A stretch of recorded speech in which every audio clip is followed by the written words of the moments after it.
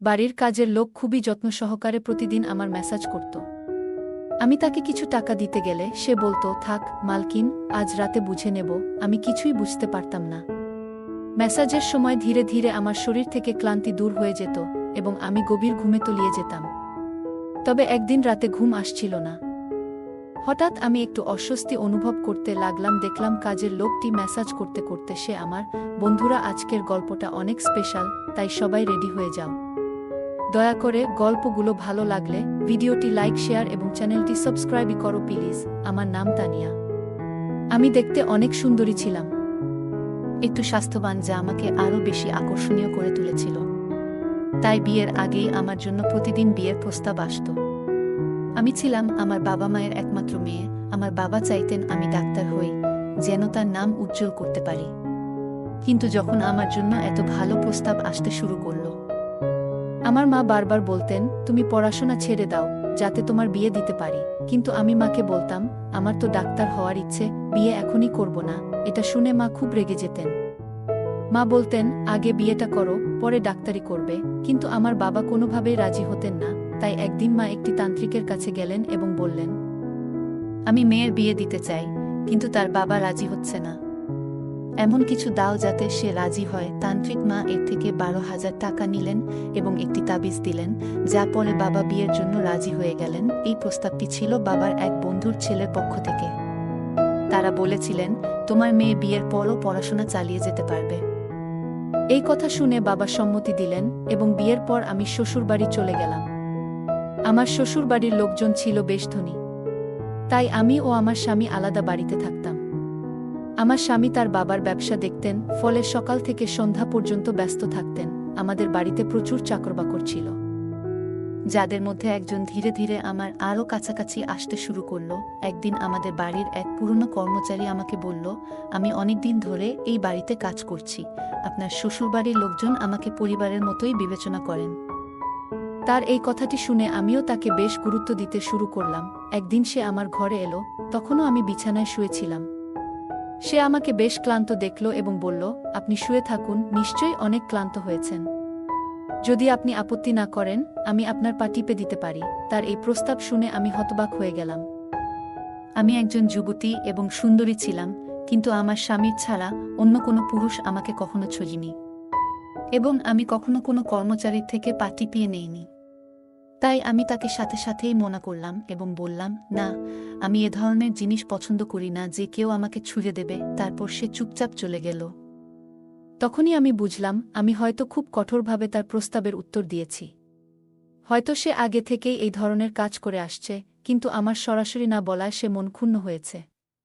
আমি স্বভাবতই বেশ নরম মনের মানুষ, তাই পরে মনে হলো আমি তার মনে কষ্ট দিয়েছি। এরপর থেকেই আমি মাঝে মাঝে তার কথা ভাবতে লাগলাম। পরের দিন আবারও সে একই প্রস্তাব দিল। সেদিন আমি খুব ক্লান্ত ছিলাম, তাই নিজের পা বিছানা থেকে নামিয়ে বললাম, তুমি আমার পা টিপে দিতে পারো। তার মুখে হাসি ফুটে উঠল এবং সে আমার পা টিপতে শুরু করল। এত ধীরে ধীরে পা টিপছিল যে আমার আবার ঘুম আসতে লাগল। সে তখন বলল, মালকিন, আপনার ঘুম আসছে, আপনি বিছানায় শুয়ে পড়ুন, আমি পা টিপতে থাকব। আমি ক্লান্তির ঘোরে বিছানায় শুয়ে পড়লাম। সে তখন বিছানায় বসে আমার পা টিপতে লাগল। এরপর আমি আর কিছু মনে রাখতে পারিনি, কারণ আমি ঘুমিয়ে পড়েছিলাম। ঘুম থেকে উঠে দেখলাম সে তখনও আমার পা টিপছে। যখন দেখলাম সে এখনও আমার পা টিপছে, তার জন্য আমার মায়া হলো। আমি ব্যাগ খুলে কিছু টাকা বের করে তার হাতে দিলাম। সে লজ্জায় পড়ে বলল, মালকিন, আপনি আমাকে টাকা দিয়ে লজ্জিত করছেন। আমার বেতন ভালোই, এই টাকার প্রয়োজন নেই। আমি তাকে বললাম, এই টাকা তোমার পরিশ্রমের মূল্য, এটা তুমি নাও। সে আর কিছু না বলেই টাকা নিল এবং ঘর থেকে বেরিয়ে গেল। আমার স্বামী সাধারণত রাতের দিকে দেরি করে বাড়ি ফেরেন, তাই সন্ধ্যায় আমি আবার তাকে ডেকে বললাম, তোমার মেসাজে আমার ঘুম খুব ভালো হয়, তাই যতক্ষণ না আমার স্বামী বাড়ি ফেরেন ততক্ষণ তুমি আমার ঘরেই থাকো। সম্ভবত টাকার লোভে সে আমার কথা শুনে খুশি হলো এবং বলল, আমি তো আপনার এক সাধারণ চাকর, আপনি যা বলবেন আমি তাই করব। আমি আপনাকে পা টিপে দেব, যাতে আপনার ক্লান্তি চলে যায় এবং আপনি শান্তিতে থাকেন, আর পায়ের ব্যথাও কমে যাবে। তারপর আমি বললাম, তোমার হাতে যেন জাদু আছে, তাই আমার সব ক্লান্তি দূর হয়ে যায়। একদিন সে আমাকে বলল, আপনার শাশুড়িও মাঝে মাঝে আমাকে দিয়ে ম্যাসাজ করিয়ে নিতেন। এটা শুনে আমি একটু অবাক হলাম, কারণ আমার শাশুড়িকে কখনো এমনটা মনে হয়নি। তবে এই চাকর মিথ্যে বলার মতো কেউ নয়। আমি শ্বশুরবাড়িতে 1 মাস হতে চলল এবং এই সময় আমি তাকে পর্যবেক্ষণ করেছি। সে সবসময় সত্যি কথাই বলে। আমাদের বাড়িতে আরও কয়েকজন কাজের লোক ছিল, তবে তাদের মধ্যে একজন ছিল খুব মিথ্যাবাদী এবং বিশ্বাসযোগ্য ছিল না। সে আমার কাছ থেকে শোনা কথা পুরো পাড়ায় ছড়িয়ে দিত, তাই আমি তাকে আমার ঘরে আসতে দিতাম না। তবে এই চাকর আমাদের পরিবারের পুরনো ছিল, তাই আমি তার উপর বিশ্বাস করতাম। সে যখন আমার ঘরে আসত সবসময় চোখ নিচু করে থাকত। সে আমার শরীর স্পর্শ করত, কিন্তু তার মনে কোনো খারাপ উদ্দেশ্য ছিল না। এটা প্রতিদিনের মতোই ছিল। একদিন আমি আমার স্বামীকে বললাম, আমাদের বিয়ের পর থেকে আমরা কোথাও ঘুরতে যাইনি। আমার স্বামী তখন বলল, আমাদের বিয়ে হয়েছে, কিন্তু তুমি সবসময় ঘুমিয়ে থাকো। আমি যখন রাতে বাড়ি ফিরি তখনও তুমি গভীর ঘুমে থাকো। দিনে আমার সময় হয় না, আর রাতে যখন বাড়ি ফিরি তখন তুমি ঘুমিয়ে যাও। তার এই কথা শুনে আমার মনে হলো এটা বোধহয় চাকরের মেসাজের কারণেই হচ্ছে। আমার স্বামী ঠিকই বলেছে, আমার প্রতিদিন রাতের বেলায় জেগে থাকা উচিত ছিল। সেদিন আমি সিদ্ধান্ত নিলাম, যখন চাকর রাতে আমাকে মেসাজ করাতে বলবে আমি সরাসরি না বলবো, যাতে আমার ঘুম না আসে এবং আমি স্বামীর বাসায় আসা পর্যন্ত অপেক্ষা করতে পারি। সন্ধ্যা হলো, আমি ভালো করে স্নান করে নিজেকে সাজিয়ে তুললাম এবং নববধূর মতো বিছানায় বসলাম। কিছুক্ষণ পর কাজের ছেলেটা এলো এবং মেসাজ করার প্রস্তাব দিল, কিন্তু আমি সাফ না করে দিলাম। আমার উত্তর শুনে সে একটু হতাশ হয়ে ফিরে গেল। কিছুক্ষণ পর সে আবার এলো। এবার তার হাতে 1 গ্লাস দুধ ছিল। আমি সেদিন কিছু খাইনি, তাই তাড়াতাড়ি দুধটা খেয়ে নিলাম এবং স্বামীর জন্য অপেক্ষা করতে লাগলাম। কিন্তু কিছুক্ষণের মধ্যেই আমি ঘুমিয়ে পড়লাম। সকালে যখন ঘুম ভাঙল, চাকর তৎক্ষণাৎ আমার ঘরে এসে বলল, মালকিন, আমি কি আপনার জন্য নাস্তা আনবো? আমি স্বামীর বিছানার দিকে তাকালাম, সেটা ফাঁকা ছিল। চাকর বলল, মালিকের জরুরি কাজ ছিল, তাই তিনি নাস্তা করে চলে গেছেন। এটা শুনে আমার মেজাজ খারাপ হয়ে গেল। আমি সারারাত তার জন্য অপেক্ষা করেছিলাম, অথচ সে ভোরেই অফিসে চলে গেছে। আমি চাকরকে বললাম, আমার জন্য 1 কাপ চা নিয়ে এসো। সে ঘর থেকে বেরিয়ে যাওয়ার পর আমি হঠাৎ নিজের শরীরের দিকে তাকিয়ে অবাক হয়ে গেলাম। রাতে আমি নববধূর পোশাক পরেছিলাম, কিন্তু এখন আমার শরীরে অন্য পোশাক। তবে আমার গায়ে গহনা তখনও ছিল। আমার মাথা ভারী লাগতে শুরু করল। আমি ভাবতে লাগলাম, রাতে কি ঘটেছিল? আমার ঘরে কে এসেছিল এবং আমার সঙ্গে কি হয়েছিল? কিছুই মনে পড়ছিল না, আর তাতে আমার হৃদয় প্রচণ্ড দুর্বল হয়ে গেল। তখনই চাকর চা নিয়ে ঘরে ঢুকল। আমি সেদিন চাকরকে বললাম, আমার শরীরটা খুব ক্লান্ত, তুমি যদি একটু ম্যাসাজ করে দাও। সে বিছানায় উঠে আমার শরীর ম্যাসাজ করতে লাগলো। আমি কিছুক্ষণ বিছানায় শুয়ে থাকলাম। হঠাৎ করে সেদিন আমার স্বামী বাড়িতে চলে আসেন। আমি রেগে গিয়ে বললাম, আমি সারারাত তোমার জন্য জেগেছিলাম, কিন্তু তুমি আসলে না। আমার স্বামী বলল, আমি যখন ঘরে এসেছিলাম তখন তোমাকে ঘুমন্ত অবস্থায় দেখলাম, তাই তোমাকে জাগালাম না। আমি অবাক হয়ে গেলাম, কিন্তু আমার কাপড় কে বদলালো এবং ঘুমিয়ে থাকার পরও কেন আমার শরীরে ব্যথা হচ্ছে? আমি দ্বিধায় পড়ে গেলাম। আমার স্বামী আমাকে বলল, এটা নিয়ে মাথা ঘামানোর দরকার নেই। আমি আজ রাতে একটি কাজের জন্য বাইরে যাচ্ছি, কিন্তু এখন আমার হাতে 3-4 ঘন্টা সময় আছে।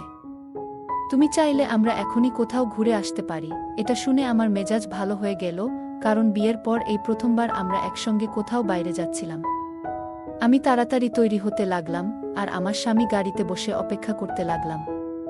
সেই সময় চাকর আমার ঘরে এসে বলল, মালকিন, আপনি কি কোথাও যাচ্ছেন? আমি বললাম, হ্যাঁ, তবে তুমি কেন জানতে চাইছো? সে উত্তর দিল, আমি তো আপনার সেবক, তাই আপনাকে শুধু বলবো যে বাইরে গেলে আপনার শরীর আরও ক্লান্ত হয়ে যাবে। এটা শুনে আমার খুব রাগ হলো।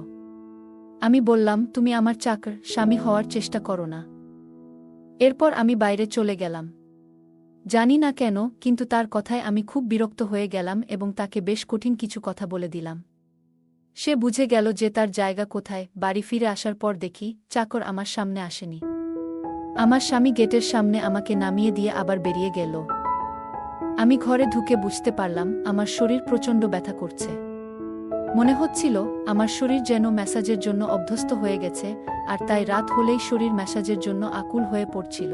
আমি সেদিন ভুল করে চাকরকে রাগিয়ে দিয়েছিলাম, তাই সে আজ আর আমার ম্যাসাজ করতে আসেনি। কিন্তু আমার শরীর এত ক্লান্ত ছিল যে তার প্রয়োজন অনুভব করছিলাম। তাই আমি অন্য এক গৃহকর্মীকে ডেকে তাকে নিয়ে আসার জন্য বললাম। কিছুক্ষণ পরে সেই চাকর আবার আমার ঘরে এলো, চুপচাপ বিছানায় বসে আমার পায়ে ম্যাসাজ করতে শুরু করল। আমি তার এই বিনয় দেখে একটু লজ্জিত হলাম। এত কথা বলার পরও সে কিছু মনে করেনি। তাকে চুপচাপ দেখে আমি নিজেই বললাম, সেদিন কি যে হলো? আমি তোমাকে অকারণেই বকেছিলাম। আসলে আমি দীর্ঘদিন পর আমার স্বামীর সাথে বাইরে যাচ্ছিলাম, আর তাই তোমার কথা শুনতে ইচ্ছে হয়নি। আমাকে ক্ষমা করে দাও। আমি তার মালকিন হলেও ভিতরে মানবিকতা বেঁচে ছিল। তাই মালকিন হয়ে তাকে ক্ষমা চাইতে বাধ্য হলাম। কারণ সে একজন চাকর হলেও আগে তো একজন মানুষ। সে আমার কথা শুনে বলল, আপনি আমার মালকিন, আমি আপনার জন্য কাজ করি এবং এর জন্য আমি বেতন পাই। আপনি আমাকে যা খুশি বলার অধিকার রাখেন। তার এই কথা শুনে আমি আর কিছু বললাম না, শুধু ভাবলাম যে ভবিষ্যতে তাকে কখনো এমন কিছু বলবো না। সেদিন সে আমার পায়ে দীর্ঘ সময় ম্যাসাজ করল এবং আমি আবার ঘুমিয়ে পড়লাম। আমার কোনো ধারণাই ছিল না কখন সে ঘর থেকে বেরিয়ে গেল এবং কখন আমার স্বামী বাড়ি ফিরল। পরদিন সকালে ঘুম ভাঙার পর দেখি আমার স্বামী বাথরুমে তৈরি হচ্ছিল। আমি তাকে অবাক হয়ে দেখছিলাম। আজকাল কি যেন একটা হচ্ছে আমার। চাকরের ম্যাসাজের পর এমন গভীর ঘুম আসে যে কোনো কিছু বুঝতে পারি না। কখন স্বামী ঘরে আসে সেটাও টের পাই না। ভাবতে লাগলাম তার ম্যাসাজে এমন কি জাদু আছে যে আমি অজান্তেই গভীর ঘুমে তলিয়ে যাই। সকালে যখন ঘুম ভাঙে তখন শরীর ক্লান্ত মনে হয় আর মাথাটা ভারী হয়ে থাকে। হাঁটা চলারও শক্তি পাই না। আমি আমার স্বামীকে এই বিষয়টি কখনো বলিনি, কারণ আমি চাইনি যে সে জানতে পারুক যে আমি ঘরের কাজের লোকের কাছ থেকে ম্যাসাজ করে নিচ্ছিলাম। আমি সবসময় চেষ্টা করতাম যেন কেউ আমার ঘরে না আসে এবং এই গোপন বিষয়টি কারো কাছে প্রকাশ না হয়। কাজের লোকও তার কাজ চালিয়ে যাচ্ছিল এবং আমাদের মধ্যেকার ম্যাসাজের প্রসঙ্গ কখনো কারো সামনে আনেনি। আমি নিজেও চাইতাম যে এই ঘটনা একান্ত গোপন থাক। আমার স্বামী যখন বাড়ির বাইরে থাকত তখন আমি মাঝে মাঝে সেই কাজের লোককে ঘরে ডেকে নিতাম। কিন্তু একদিন হঠাৎ করেই আমার স্বামী বাড়ি ফিরে এলো। আমি ঘরে ছিলাম এবং তখন খুব চিন্তিত হয়ে পড়লাম। ভাবছিলাম স্বামী আসার আগেই কাজের লোককে বিদায় করে দেব। তবে কাজের লোকও বুদ্ধিমান ছিল, সে দ্রুত অন্য কাজে লেগে পড়ল যেন কিছুই ঘটেনি। আমার স্বামী কিছুই বুঝতে পারল না। আমি চাইলে বাড়ির অন্য গৃহকর্মী নারীদের দিয়েও ম্যাসাজ করাতে পারতাম, কিন্তু তার হাতে যেন এক ধরনের জাদু ছিল যা আমাকে বারবার তার কাছে টেনে নিয়ে যেত। এমনকি যেদিন আমি তার কাছ থেকে ম্যাসাজ নিতাম না, সেদিন আমার পুরো শরীর যেন ব্যথায় ভরে উঠত। পরদিন সকালে যখন ঘুম থেকে উঠতাম আমার মাথা ভারী লাগত আর ক্লান্তি বোধ করতাম। এক রাতে আমি আবার তার কাছ থেকে ম্যাসাজ নিলাম এবং গভীর ঘুমে তলিয়ে গেলাম। সকালে ঘুম ভাঙতেই বুঝতে পারলাম আমার কাপড় আবারও বদলে গেছে। কে এসব করছিল? আমি ভাবতে লাগলাম, হয়তো আমার স্বামী এমনটা করছিল। আমি আয়নার সামনে গিয়ে নিজেকে দেখলাম এবং চমকে গেলাম। পুরো শরীরে লাল দাগ দেখা যাচ্ছিল। মনে হলো কোনো রোগ হয়েছিল। কি ধরনের দাগ ছিল এগুলো? আমি হাত দিয়ে সেই দাগগুলো মুছে ফেলতে চেষ্টা করলাম, কিন্তু তা কোনোভাবেই মিলিয়ে যাচ্ছিল না। পরের দিন দেখলাম দাগগুলো আরও বড় হতে শুরু করেছে। আমি আতঙ্কিত হয়ে পড়লাম। আমি বুঝতে পারলাম না কি ধরনের রোগ আমার হয়েছে, নাকি অন্য কিছু। ঠিক তখনই কাজের লোকটি আবার ঘরে ঢুকলো এবং ম্যাসাজের প্রস্তাব দিল। আমি তখন ওই দাগগুলো লুকিয়ে রাখতে চাইলাম, তাই তাকে বললাম, আজ শুধু পায়ে ম্যাসাজ করে দেও। সে আর কিছুই জিজ্ঞেস করল না, কিন্তু ভিতরে ভিতরে আমি খুব ভয় পাচ্ছিলাম। ভাবছিলাম যদি কোনোদিন আমার স্বামী এই দাগগুলো দেখে ফেলে তাহলে কি হবে। আমি ভাবতে ভাবতে ক্লান্ত হয়ে পড়েছিলাম, কিভাবে এই সমস্ত প্রশ্নের জবাব দেব। অবশেষে আমি বালিশে পা রেখে শুয়ে পড়লাম। কাজের লোকটি আমার পায়ে ম্যাসাজ করতে লাগল আর ধীরে ধীরে আমার চোখ ঘুমে বুজে আসছিল। তখনই হঠাৎ সে এমন কিছু বলল যা শুনে আমি চমকে উঠলাম। সে বলল, মালকিন, আপনি আমার খুব প্রিয়। আমি তখন ঘুমের কারণে ঠিকমতো কথাটা বুঝতে পারিনি এবং দ্রুত গভীর ঘুমে তলিয়ে গেলাম। সকালে যখন আমার ঘুম ভাঙল দেখি আমার স্বামী আমার পাশে শুয়ে আছে। আমার মাথা ভারী লাগছিল এবং শরীরেও ব্যথা হচ্ছিল, কিন্তু তারপরেও আমি স্বামীর কাছে গিয়ে ধীরে ধীরে তাকে ওই লাল দাগগুলোর ব্যাপারে বললাম। আমি মনে করলাম দাগগুলো যেহেতু বড় ছিল তাই আমার উচিত তাকে সবকিছু জানানো। ভালো কোনো ডাক্তার দেখাতে হবে। স্বামী আমার শরীর থেকে কাপড় সরিয়ে দাগগুলো দেখতেই চমকে উঠল। সে কিছুটা দূরে সরে গিয়ে বলল, তুমি আমাকে প্রতারণা করেছ। এটাই তোমার শাস্তি। এটা কোনো রোগ নয়, এটা তোমার অপরাধের প্রমাণ। আমি তার কথা কিছুই বুঝতে পারছিলাম না, সে কি বলছে এসব। আমি কি খারাপ ছিলাম যে তুমি অন্য কারো দিকে ঝুঁকলে? আমি ব্যস্ত ছিলাম, কিন্তু মৃত তো ছিলাম না। তার কথা শুনে আমি হতবাক হয়ে গেলাম। আমি তাকে বোঝানোর চেষ্টা করলাম, বললাম, এটা আপনি কি বলছেন? আমি নির্দোষ। কিন্তু সে শুধু হেসে বলল, এই দাগগুলোই তোমার অপরাধের সাক্ষ্য দিচ্ছে। এখন তুমি আমার বাড়ি থেকে বেরিয়ে যাও, আমি তোমাকে তালাকের কাগজ পাঠিয়ে দেব। আমাকে ধাক্কা দিয়ে ঘর থেকে বের করে দেওয়া হলো। আমি কাঁদতে কাঁদতে বাবার বাড়িতে ফিরে এলাম এবং তাদের আমার নির্দোষিতা বোঝালাম। তারা বিশ্বাস করল, কারণ তারা আমার আপন ছিল। তারা বলল, তোমার স্বামীর সঙ্গে কথা বলবো, কিন্তু তার আগেই তালাকের কাগজ এসে পৌঁছাল, আর আমার সুখী জীবন এক মুহূর্তে শেষ হয়ে গেল। আমি কাকে দায়ী করব? কেউই ছিল না। আমি অনেক দিন ধরে কেঁদে কেঁদে ক্লান্ত হয়ে গিয়েছিলাম। একদিন আমি মনে করলাম, আমার জীবন এখানেই শেষ হয়ে যাচ্ছে। আমার ঘরে এসে একজন বলল, তোমার সাথে কেউ দেখা করতে এসেছে। আমি তাড়াতাড়ি গিয়ে দেখলাম, ভেবেছিলাম হয়তো আমার স্বামী এসেছেন, হয়তো আমার নির্দোষিতার প্রমাণ হয়ে গেছে। কিন্তু সেখানে আমার স্বামী ছিল না, বরং ওই বাড়ির কাজের লোকটি দাঁড়িয়েছিল। আমি তার আসার কারণ জানতে চাইলাম। সে বলল, আমি তোমার শরীরের কিছু চিহ্ন সম্পর্কে জানি। এই কথা শুনে আমি অবাক হয়ে গেলাম। তারপর সে বলতে শুরু করল, আমি আসলে তোমার ইউনিভার্সিটির সহপাঠী ছিলাম। আমি ডাক্তার হতে চেয়েছিলাম, আর ভেবেছিলাম, যখন আমরা দুজনেই ডাক্তার হব, তখন তোমার বাবার কাছে তোমার হাত চেয়ে নেব। কিন্তু একদিন জানতে পারলাম, তোমার মা দ্রুত তোমার বিয়ে দিতে চান। তাই আমি ভয়ে তোমার বাড়িতে প্রস্তাব পাঠালাম, কিন্তু তোমার বাবা না করে দিলেন এবং বললেন, তোমার মেয়ে যখন ডাক্তার হবে, তখনই তার বিয়ে হবে। আমি স্বস্তি নিয়ে আবার পড়াশোনা শুরু করলাম। কিন্তু এক সপ্তাহের জন্য শহরের বাইরে চলে গেলে শুনলাম তোমার বিয়ে হয়ে গেছে। তোমার বিয়ের পর আমি মনের দুঃখে তোমার বাড়িতে চাকরি নিলাম, যাতে তোমার কাছে থাকতে পারি। আমি তোমাকে কারো সঙ্গে ভাগ করতে চাইনি। এজন্যই আমি বিভিন্ন সময় তোমার ঘরে যেতাম। কখনো কখনো তোমার খাওয়া পানিতে ওষুধ মিশিয়ে দিতাম, যাতে তুমি ঘুমিয়ে পড়ো, আর তোমার স্বামী তোমার কাছে না আসতে পারে। আমি এইসব শুনে হতবাক হয়ে গেলাম। তুমি কি কখনো আমার সঙ্গে কিছু অন্যায় করেছ? আমি তাকে জিজ্ঞাসা করলাম। সে আমার হাতে তার মাথা রাখল এবং বলল, আমি তোমাকে ভালোবাসি, তোমার অনুমতি ছাড়া আমি কিছু করিনি। তারপর সে আমার শরীরের চিহ্নগুলোর দিকে ইশারা করল এবং হেসে বলল, এগুলো শুধুই একটি ইনফেকশন ছিল, যা আমি ইচ্ছাকৃতভাবে সৃষ্টি করেছি, যাতে তোমার স্বামীর সন্দেহ হয় আমাদের নিয়ে। এরপর সে আমার কাছ থেকে ক্ষমা চাইতে থাকল, কিন্তু আমি তাকে ক্ষমা করিনি। এভাবে 6 মাস চলে যায়। সে সব সময় আমার পিছনে ঘুরতে থাকে।